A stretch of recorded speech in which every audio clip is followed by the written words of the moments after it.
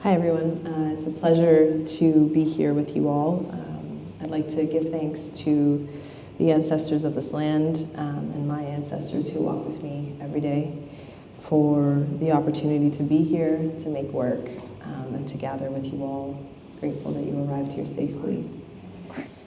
So today I'll be sharing with you some writing that I'm developing as a part of my master's statement. I'm currently in the last 5 weeks of a master's in sculpture at Cranbrook Academy in Michigan. And it's been a really exciting time of just learning more about my practice and developing it and being able to really articulate some of these overarching concepts that have influenced my work through an experimental writing approach. So I'll be reading some letters to people I know and people I don't know about my practice as a way of speaking about the work. In the Q&A, I hope that we'll discuss a bit more detail about the work that's outside that we're going to see. So I'm excited to offer insights into what I'm concerned with as a sculptor and how my concerns enter into the objects I'm making. I'd like to begin with a letter to the prolific maker of cultural objects and educator, Tim Whiten. Dear Tim, I hope this letter finds you well and peaceful as always. I'm eager to share what I've been working on over the past 18 months. This will undoubtedly be a long one, and I'm grateful for your time as I unpack the concerns driving my practice and the ways I'm responding to them. At its core, my practice is about making sense of the past, of displacement, of transformation. I work largely with found objects and reclaimed materials, often assembling them in site-specific installations. My material choices, clay, wood, steel, fibers like sisal rope and hair, and industrial products like hardware, cloth, cement, and asphalt, serve as conduits for a spiraling, iterative process of layering, revision, and return. This approach reflects nonlinear concepts of time and is deeply informed by global craft traditions like fiber arts, pottery, metalsmithing, which privilege labor-intensive processes. I'm drawn to materials that may seem irrational or disparate within a contemporary art context. Materials that are economical, malleable, and readily available. This, for me, stems from a diasporic, post-colonial vocabulary, whereas artist Dura suggests alternative ways of seeing and adaptive strategies allow one to navigate chaotic and extreme circumstances. My work references suburban Harare, metropolitan Toronto, and industrial Detroit, weaving together vocabularies from these spaces.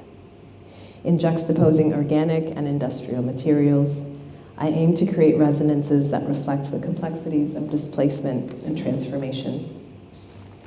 Some of my material choices are also connected to my family's lineage of blue-collar labor. Ball-bearing manufacturers, stainless steel supervisors, contractors, electricians. I recall seeing remnants of their work, washers, wires, nuts, bolts, bulk materials, traces of industriousness that find their way into my studio.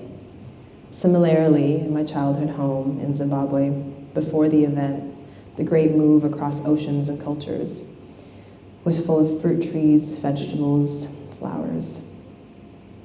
The landscape remains present in my work as I hand-build ceramic fruits, shaping them from memory. Clay allows me to impress memories into physical form, preserving them as tools, talismans, and traces of touch. The use of dried plant matter and dyes is rooted in a land-based, resourceful process. Fruits, flowers, tobacco, and oils preserved and embedded into plaster and cement or combusted for mark making. This process embodies an Ubuntu philosophy. I am because we are. An African-centered way of living, and unu, a set of moral attributes that includes generosity, celebration, and collectivity. Through this belief system, relationality is made central. And this means that as an artist, as people, relationships are as essential to my practice as flora or clay, and so I consider materials through this lens. Fibers, too, are significant, recalling the Jigure masquerade dancers I've seen in Harare. They embody movement, invisibility, and hypervisibility. Through fiber, I can explore the body's relationship to structure and support, the warp and weft of interconnected histories. Tim, your work has deeply influenced my material sensitivity. The deliberate choices you make, the ability to transform materials into cultural objects that transcend their origins has stayed with me. Your phenomenological approach, attuned to the metaphysical, has shaped my own concerns. I too am thinking about the unseen. I'm thinking about the event, my experience of displacement and its force. I'm in a process of alchemizing that displacement through objects that demand witnessing. These objects, tangible yet affective, slip between trauma, grief, and dislocation into new temporalities. In making them, I resist being bound in the rupture and instead transform into something generative. This is where my aesthetic sensibility leans into post-minimalism. I've come to understand that I'm drawn to this approach because it clears away excess, allowing meaning to emerge through perception and interaction. It's direct yet seductive, in flux yet grounded. These qualities help navigate dominant spaces, often white, often male, while attending to the ongoing event, the transformation of displacement. The event, however, like graphite, is slippery. It resists easy categorization. It requires a multimodal approach. Through labor, repetition, and tactility, I attempt to wrest something from its shifting nature. Making has become a method of reckoning. Through daily acts of tinkering, composing, and fabricating, melding disparate materials into singular forms, I work towards a new alchemy, a tangible transformation of displacement into something independent, sensuous, and marked by time. I often think of your work in relation to traces, how your material interventions leave indelible marks, altering yet amplifying their origins. Lately, I've been in conversation with printmakers and photographers, thinking about how sculpture too can bear traces. I'm drawn to indexicality, the way photographs bear direct physical traces of what they depict. Sculptural objects, I realized, function similarly, becoming indexical signs of an event. In this way, witnessing becomes testimony and evidence of transformation. I believe if I can hold and reveal these traces, I can alchemize my displacement. My work then is about retrieval, about making something new beyond, through, and outside of displacement. With deep gratitude, Chiedza. Part 2.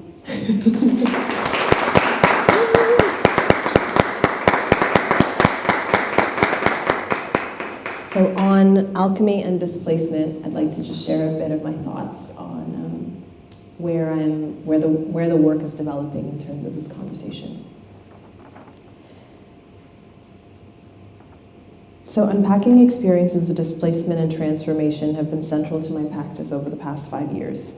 Like a song whose lyrics have embedded themselves in my mind without clear reason, the words of guerrilla theorist Nima Githre have echoed in my making. How are we alchemizing displacement? To alchemize is to transform, to make meaning, and I've become captivated by witnessing as a form of alchemy. Witnessing holds transformative potential. Writer Kelly Oliver describes witnessing as a tension between eyewitnessing testimonies and the word bearing witness to what cannot be seen or even seen as. In seeing and recognition, there is a retrieval of subjecthood, a reclamation of presence. If an event occurs, I want to make it visible. I want audiences to witness states of flux, to hold loss, to experience the shifting and negotiating of space and identity. This is a significant demand to place on an object, but we live in a visual supremacist society where letters, two-dimensional surfaces, can bear immense weight. How then can objects enact the same labor? I alchemize my displacement by creating something beyond, through, and outside of it. Displacement is a perpetual disorientation and instability that informs my sculptural work. Solid forms that make tangible the ephemeral and time-based the corporeal. It's its own kind of madness. Hannah Arendt describes artworks as thought things, but they remain things nonetheless. The force that allows objects to move between thought and material is alchemy. The process of transformation through which even dust can burst into flames. If I can make sense of the event of displacement, I can exit this timeline perhaps and enter another, one not bound to trauma but shaped by generative possibilities. My material interactions have thus become a commitment to transformation. Before displacement, before the loss, before the event, there was a real physical entanglement in a singular place called home. Home allowed for a continuity of past, present, and future. Leaving home twice ruptured this continuity, expanding the boundaries of the event. Participation in Western, Eurocentric, multicultural environments demanded engagement with its dominant ideologies. Through both assimilation and rebellion, I experienced a loss of subjecthood, an emergence of objectification. Under these pressures, I became an object. But much like a healing wound, what emerged from the event was a scar, a rupture in the mind, body, and spirit, a break in temporal knowing and being. Yet despite this undeniable loss, time moved forward. Artist Helia Poyanfar describes displacement as holding two temporalities within one body, uncomfortable, filled with longing, yet inspiring to navigate. To make sense of this rupture, I'm making work from which I can define what was lost. This spilling out, this slippage fascinates me. It reflects the in and out of body experience, the unholdable, the fracturing of place, self, and sense. It speaks to the phenomenology of the event itself. Part 2. Part 3.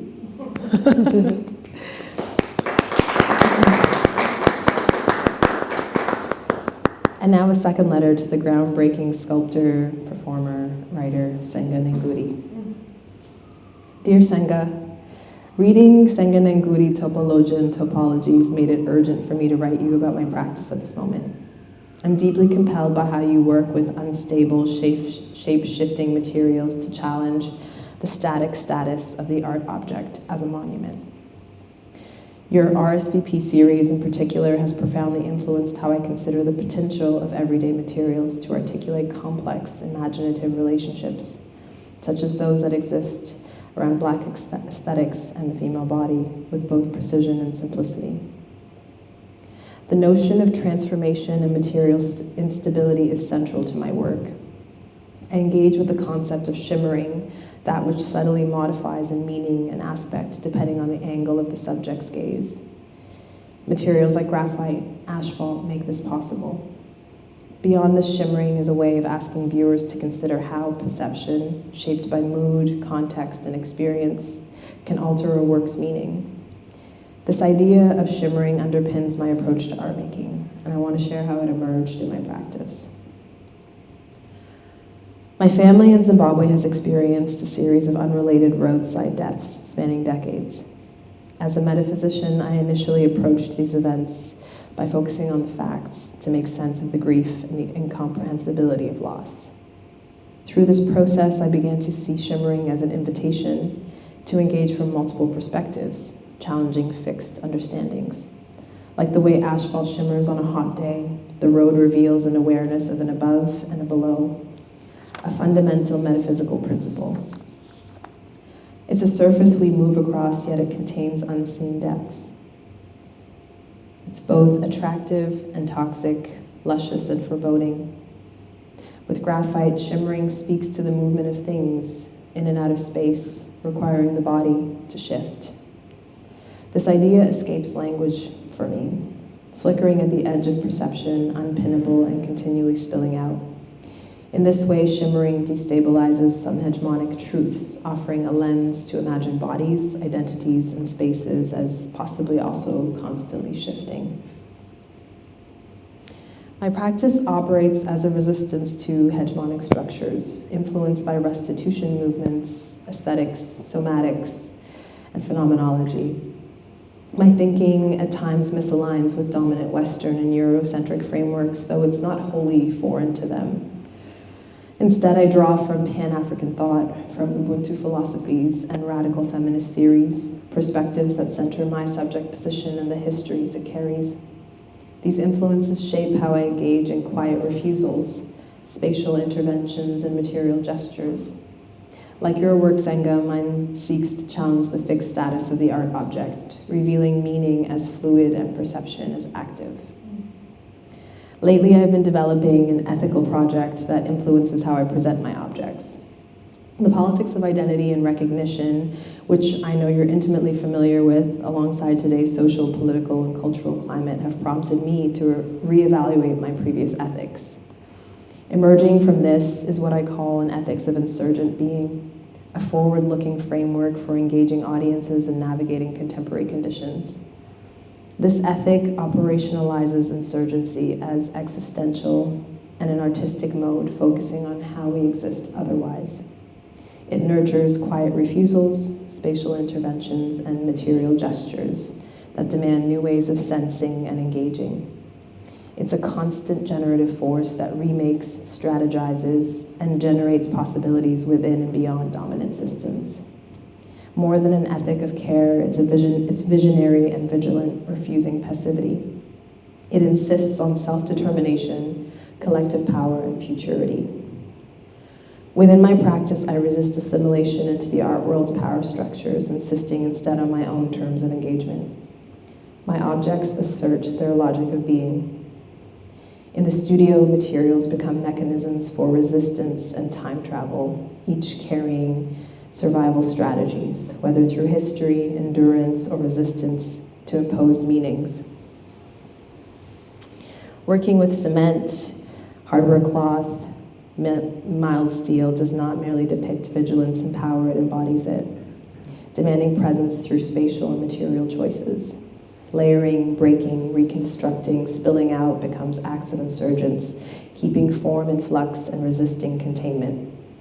Through the ethics of insurgent being, my work does not simply resist oppression, it generates new modes of being, sensing, and relating within artistic spaces. In exhibition spaces, audiences are invited to become co-insurgents rather than passive viewers. Objects disrupt movement, compelling heightened attention to presence and spatial awareness. Unpredictability is essential. It demands engagement not just from me as the artist, but from those who encounter the work. We can go back.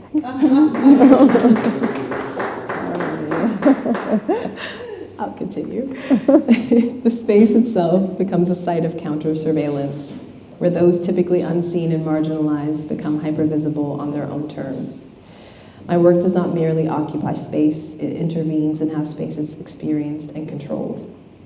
I've also begun incorporating my own body into my practice, aligning with scholar M. Jackie Alexander's concept of spiritual work as body praxis. This embodied approach explores how physicality serves as a mooring for subjectivity, uniting mind, body, and spirit, and allowing for deeper inquiries into retrieval and return.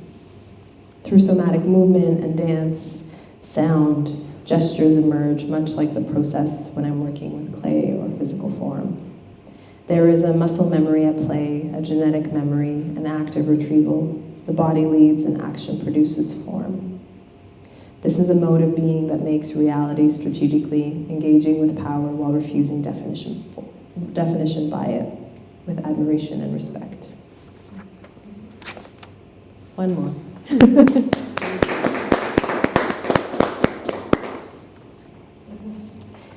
Dear Mark, Mr. Rothko, your work has profoundly shaped my understanding of how phenomenology operates within abstraction. Each time I visit number 1, White and Red, 1962, I'm drawn into the vibration of color as something prelingual stirs in me. The painting doesn't just exist, it resonates, transmitting affect in a way that feels both intimate and ungraspable. This experience of color's intensity, its ability to generate an existential encounter beyond the material surface, is something I chase daily in my making and my living. I'm interested in making work that not only sustains my living, but also alters perception. Because if we can see differently, we can act differently. In the studio, I engage materials through gestures of containment, extrusion, and shimmering, incorporating spiritual work as body practice and theory. My post-minimalist approach emphasizes simplicity, as a means of amplifying perception, allowing space and form to remain in flux, so that viewers might experience shifts in awareness. I often return to the idea that humans are meaning-making machines. My work is a mechanism for making meaning through framing, containment, and activation. Because I'm engaging an event that resides primarily in my body, one that resists language, effective resonance becomes essential. Unlike emotions, which are social, or feelings, which are personal and biological, affect operates in the pre-personal realm. It's a non-conscious experience of intensity. This state holds immense potential because it's always outside of direct cognition. For this reason, I turn to materials that demand to be sensed, materials that are luscious and dense and tactile, where meaning is produced not through representation, but through juxtaposition and resonances. I'm beginning to see a profound connection between sensing, intensity, and looking. Audre Lorde's notion of the erotic demand deeply influences this approach. Her assertion that the erotic is not just sexual, but a force that permeates creativity, love, and resistance. Lorde describes this demand as an insistence on alignment between what we know through feeling and how we move through the world. Oh, we can go back. Can my work also hold a similar charge? Can it draw in viewers through its material language while also gesturing toward a way of being that emerges from my lived experience? In this sense, the erotic becomes a tool for subversion, a movement toward the strange, the hidden, the uncontainable. It creates tension and desire, demanding attention, and in doing so, asserting power. In considering time and space, I'm drawn to Helia Puyanfar's theorization of the nomadic body as an effect of permanent transience and disorientation, something one does not willingly choose but ultimately must reckon with. This condition of displacement is not simply a state of movement, but a politicized experience that implicates temporality and history, demanding a reckoning with the conditions that produce it. My practice grapples with this persistent transformation, where acts of spilling out and reorientation serve as multi-temporal strategies of resistance. Mr. Rothko, your paintings have taught me that abstraction is not an absence, but an intensity. That color and form hold their own consciousness, their own capacity to transmit beyond language. I hope to continue this pursuit in my own way, finding ways to conjure resonance and insist on presence and power with gratitude.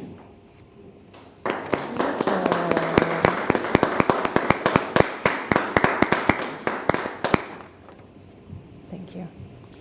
So I want to share some final thoughts to leave you with on the subject of sculpture and object making. A journey towards object making is emblematic of my practice over the last 2 years. I'm striving to make objects whose charge is self-contained and whole within its boundaries. Within those boundaries, materials can and do spill out. Veils are loosened. Materials that appear like one thing turn into another. Solid matter becomes softened. The arrival at the object is an arrival at a resolution, at the transformation of displacement. Here, the object is resolute and holds all temporalities. Indexical marks show its past and its present. The material language and spatial relationships show its future and its potential. The object surrenders its ambiguity while engaging in a decidedly phenomenological mode of operating, where experience is privileged though the visual is stimulated. No longer a situation, the object arrives. It is sensual, it is whole, and it is presenced. So how am I making sense of this moment? There are things which have happened which have changed me, everyday things that change many of us all of the time. The making creates distance from the event and also looks microscopically at it, so as to conquer it. The event is unconquerable, and it is innocuous so long as I keep it under my thumb. The making is not the revolution, but each encounter might mediate the exigency for one. The making happens through the lens of this ongoing sense-making and resting of the event. Life is extruded through the stencil that is the event, and I am shaped by it. My living is indexical. The origin and the thing which made me this way is visible. The materials mimic this lived experience. They want to trace what happened. They want to remember and transmit memories. They want to witness, to participate, to deliver, to announce. They want to be seen. They want to shine light. They want to be held and released. I can see the materials. I can see the event. I'm committed to the work, and I'm presently holding it in view. In this presentation, you talk about your materials, clay, fiber, steel, as they carry traces of your family's labor history. Mm-hmm. Could you share more about how working with these specific materials help you sustain a sense of kinship or connection with your personal history and lineage? Mm-hmm. Yeah.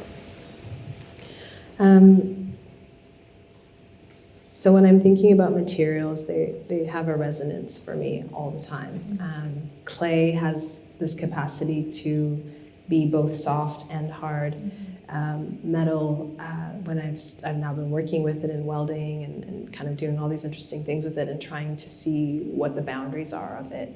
And it has its own qualities. And I realized that with a lot of the materials, I'm drawing from where I grew up and what I saw. Mm-hmm. The most recent work I made were these cinder blocks, but they're made out of gypsum cement with indigo dye, as well as asphalt. And it's a way in which I'm trying to combine the experiences of my living. The asphalt is memories of Zimbabwe. The gypsum has come out of my time in Michigan, and the indigo has kind of been in Toronto and in Detroit. And so the materials kind of pull with them memories. And I think also for audiences and people experiencing the work, you also have your own personal connections to it, and so I'm trying to weave together like that story for people. Mm-hmm. That's kind of how materials are operating for me. I was welding last week, and my mother has worked at a steel manufacturing place for over 20 years. Mm-hmm. And I worked there for a summer. It was one of my first jobs. And there's like a smell when the metal is like being shaved off, you know? And for me in the studio, like I think of my mom and I think of our time together, and it kind of takes me there. And central in my practice is this thing of retrieval and trying to kind of always go back. And there's this saying like Sankofa, go back and fetch it, West African term. So I think I am always going back to fetch things, to bring them in the present and trying to tell those stories. So yeah, when I'm working with metal, it's like I'm thinking about my mom. When I'm working with clay, I'm thinking about growing up in Zimbabwe. When I'm working with wood, I'm thinking about my stepdad. When I'm, like these materials take me to the people that I love and know. Yeah, so it's a kind of form of time traveling, I think, for me. Loosely. Yeah. And going back and fetching whatever you bring to the present isn't the same also, right? Exactly. It's mediated all the time by my body. It's mediated by my body, by my experiences, and by the people that I interact with. And so the making is not to do like a one-to-one. Like I don't believe that you can ever go back and bring something forward exactly as it was. And I don't think I'm meant to do that. I think I'm meant to filter the stories and the things, the contributions of my people, our people, and bring them forward in the present in a way that is relevant to us now. So what are the things that are in the culture, that are in the materials that need to be brought forward for the continuity? I haven't really mentioned how this relates to Dura, but I think maybe the next question will help with that. So you, in your practice, you engage deeply with the concept of alchemizing displacement. Could you describe your process of transforming displacement into tangible form through Dura? Yeah, absolutely. So Dura was developed in 2022. I was in Zimbabwe for a residency at Zimbabwean Arts and Culture, where they're doing this incredible project of essentially making I think it's like there's like 53 tribes that they're focusing on the continent, and they're remaking all the architectural houses on their land. And they bring in people from all of the tribes to kind of rebuild them. So there was this way that I was thinking about architectural elements at this residency, though I was there making pottery. And it really deeply influenced me because where I was sleeping was a granary from the Ndau tribe, which I didn't grow up knowing this tribe. I'm Zezuru. And so it was really interesting to be in a space that is designed for function, but also is thinking through space aesthetically and thinking through how bodies move and how people relate to each other. And so this structure was kind of like on stilts. So you had to climb a ladder to go in and out of your room, essentially. And it was a circular structure, divided in half, where the grains are on one side and you sleep on the other side. And typically the animals stay down underneath you. So you're kind of in this like contained unit with these things that are of value, right? And the granary kind of symbolizes, like in rural communities, the granary symbolizes the wealth of a community. And so to be in this like contained unit with this wealth and to see other people's was just really profound for me in terms of like understanding a different way of making sense of value. And so coming back here, I was thinking about the structures that we live in. And kind of what gets lost when we aren't in the circle, when we aren't in that unit, when we aren't aware of our labor, like sleeping beside your labor, you know, waking up every morning and descending into like the spaces that you're living and working. And when we got this site for the work, it was a really interesting opportunity because it's an intersection point of so many things. There was the old lake shore, is like just down here, basically, before they moved it. This is the site where the War of 1812 was fought between Canada and the US. There is a burial site just a little bit west of the work. There are sites where folks were displaced in like more recent history by the train tracks. So it's kind of this point, this convergence point. And I was curious about if putting this symbol of community wealth, of community care, of collectivity at the center could generate a possibility, some kind of possibility, and function as a mechanism for generating that. So I also think of the ways that like certain architectures make it so that we think differently and we move differently. The place where you put a barrier determines how your body flows, and I wanted to create a center that was circular thinking and that allowed for a different way of thinking through value and wealth in that way. Thank you. So maybe next we can talk about Ubuntu philosophy. I am because we are. It's been central to your practice. You've mentioned it to me before. Can you elaborate on how this principle specifically informs the work and the relationships that can be built with the work, through the work, for you, but also for the audience, maybe? Yeah, so who has heard of Ubuntu before? Okay. So many of you have heard of it, and it's also like what is it called? Like a computer system? There's like Linux and Ubuntu. Yeah. Okay, but so for me, Ubuntu is this thing of I am because we are, and there are many other words for it throughout the continent that have the same concept, and it's speaking to our interconnectivity, this idea that there is no space between us, right? And I have taken on the Ubuntu philosophy in a really deep way to think also about materiality and like my relationship to materials and my responsibility with materials, as well as how I relate to the people that are around me. And so one of the ways that showed up in the making of Dura was with the ceramic objects that are in the basin of the work. A number of artists and friends came together for us to actually build those together. And it was this desire to have, if the work is speaking about collectivity and community care and this granary and this community wealth, I really wanted to have real people's hands connected to it. It's something that I'm always thinking about, is how do we bring each other together, bring each other closer, and be a part of the work so that it's not separate. It's like we are so intimately connected to each other. We need each other. Big shows, small shows, exhibitions do not happen by like just one hand. And I think that's like a myth I kind of want to break down too. And so the fabricators I was working with as well were my family members. My uncle, who works at like a steel manufacturing place, and my mom, the stainless steel pipes came from my mom's work, which was like incredible to be able to work with my mom on a project. And my stepdad and I worked with the contractors to make some of the work happen, and my brother and my siblings, for me, it was this thing of really bringing everybody on board.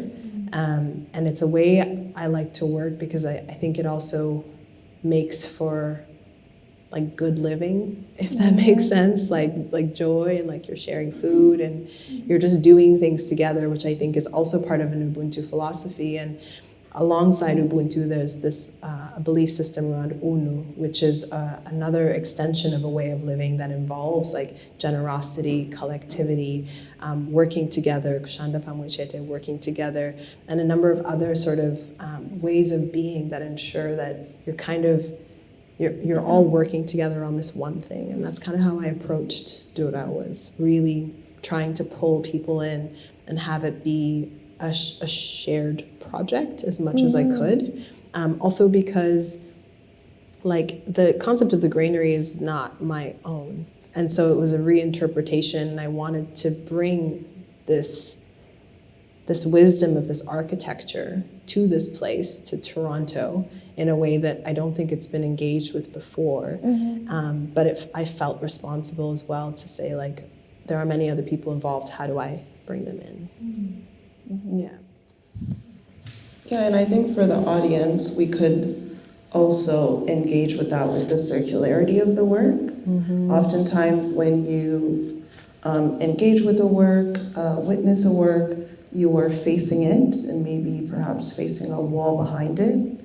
But as we'll see when we go to the work, because we're a big group, we're sending in the circle, and we're surrounding the work, but that means that we're facing each other, right? And so you get that engagement with the people that are also present and engaging with the work, which was such a beautiful moment. It was really moving because it meant that you had to take into consideration who was around you as you were thinking through that architecture and trying to peep through to see what was in it.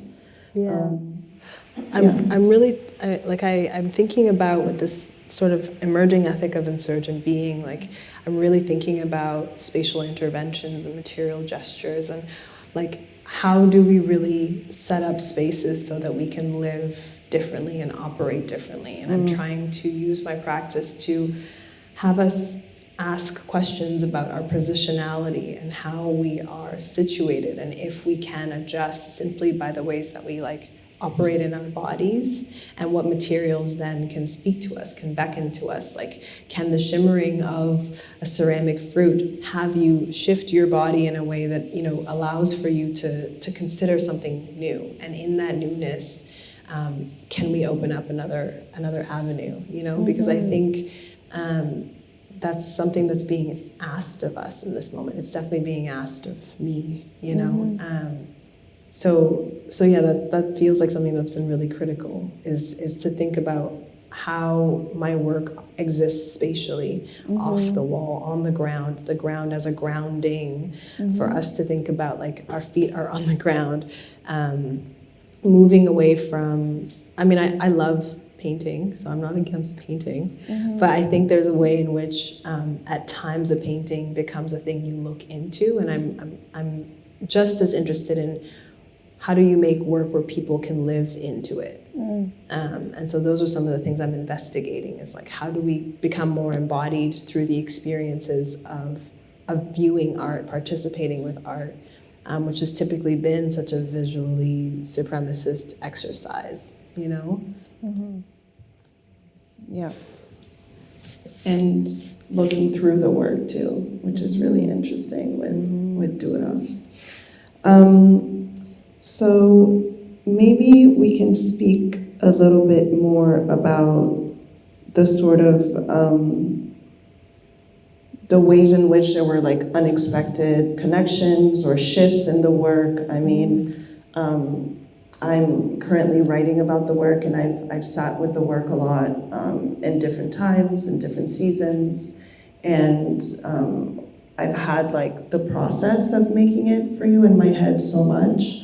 In a lot of ways, this concept of shimmering is interesting because the metal work in that space definitely beckons people that are in transition, but at the same time, it really sort of merges with the environment a lot more than we were expecting, because you were mostly grounding the work in materials that were more indigenous to Zimbabwe, to the original granary structure. And so maybe we can talk about that, the ways in which you've had to honor the different environments that we're in, and how the work had to shift to be part of this environment. Yeah, the work absolutely had to shift to be in this environment, and I think the transformation that the work went through is kind of mirroring the experience that like I've had crossing oceans coming from Zimbabwe to be here. And what I mean by that is trying to build a granary in Zimbabwe is a 5-day activity. You get the wood, you have the people who know how to build the thing, you cut the wood down, everyone is involved, you can find people everywhere, like people are just out and about.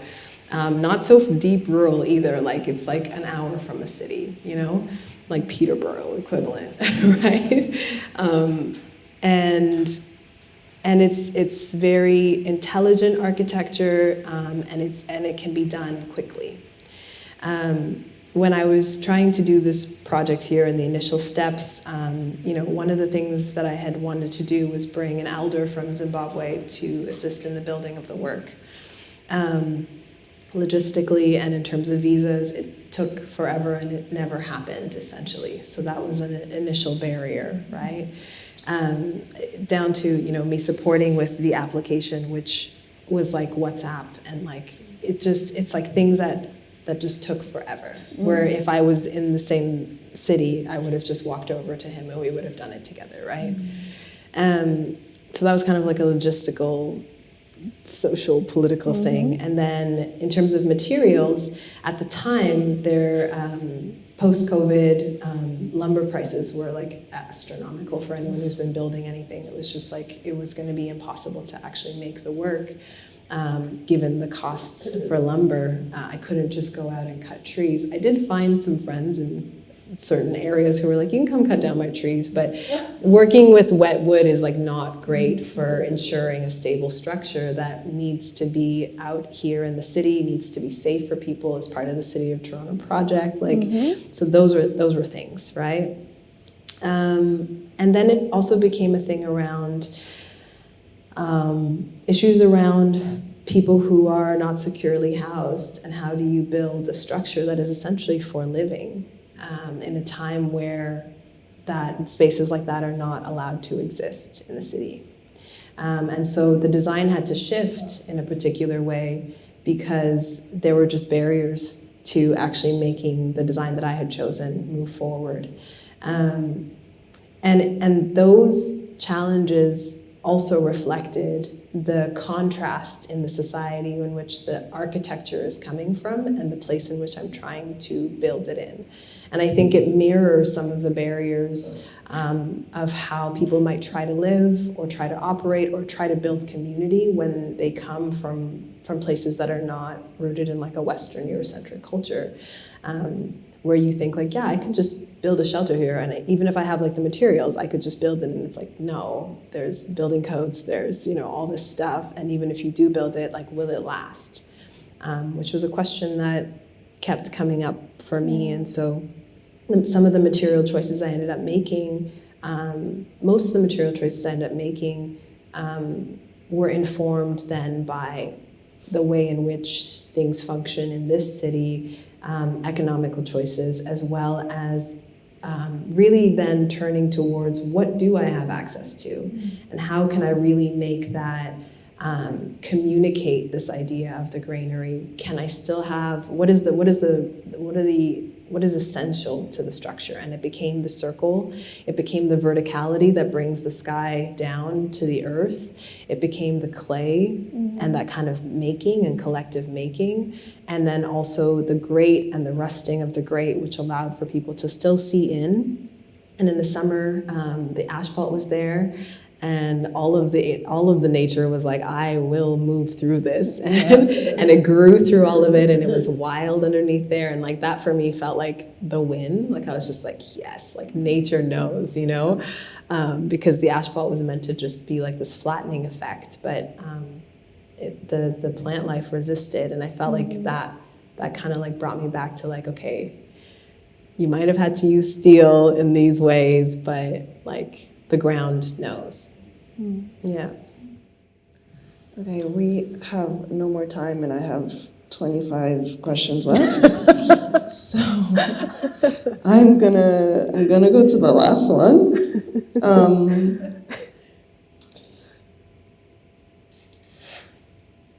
I'm trying to choose here.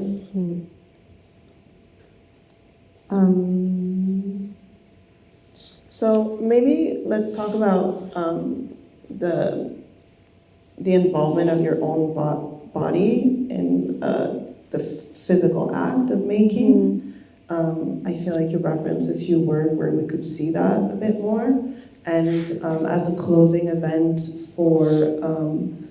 for Dura, we will be doing some sort of performance. We're currently brainstorming, but movement will be a really important part of it.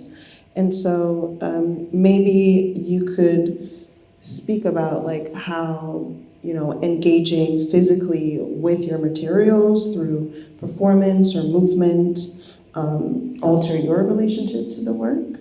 And does this shift your understanding of like, you know, how to sense or engage with the work, or how to find kinship or interconnectedness through the work? Yeah, the physical act.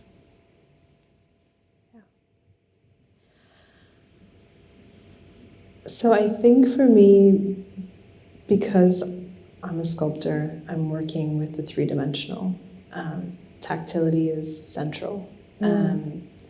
And I'm also thinking about how to make a way for viewers to also touch and interact with the work. And this piece really excited me because I felt like people could really do that, you know? It could really exist in the world, and people could have a sense of like the cold and coolness of the steel, the warmth of the wood, the differences between those materials in a way that I believe that materials, objects, rocks teach us things. I am definitely a tree hugger. And I believe that gives us information, but it also grounds us. And so for me, that tactility is really important. And so then movement and somatics has become something in my practice that allows me to begin in my making. So I've started to bring in, kind of as part of like a research methodology, dance and movement at the beginning of a project, as a way of beginning to feel through what is the tone, what is the texture before I enter into the making. And I think it's also a way of me really trying to put in the background this kind of like intellectualization and really get into a place of like embodiment. So that when the product of the work comes out, the experience is that you feel something first. I think that, you know, for many of us, we can read and open a book and be like, okay, I get it. But like, what is it to actually feel it in your body? And part of that intention is I have this belief that if we are more in our bodies, things will just shift in our world. That part of what is missing at this time is a deep awareness of our interconnectedness on like a cellular level, that we exist on this planet and in this planet together. And so I am thinking about touch and movement as a way of accessing this other higher thing that I think we all have access to, and that I think can take us further and ground us and bring us joy and wholeness. And I think that's something that's really large that not one work can do, but it's an approach that I have. And so with Dura, I'm really excited about the potential of having people dancing and doing movement with the work, and actually then acknowledging it as a site, right? And potentially also adding to the memory of that site in a way that is significant and like ripples beyond its current history. You know, it is so complex, but I do hope that through movement there's a way in which it can be added on to like strata, you know, like these layers and the geology of the land. And I think if I am going to do work on the land as this work exists, it's important to me to contribute in a way that is not just healing, but generative. Yeah. Thank you so much. Thank you. Thank you.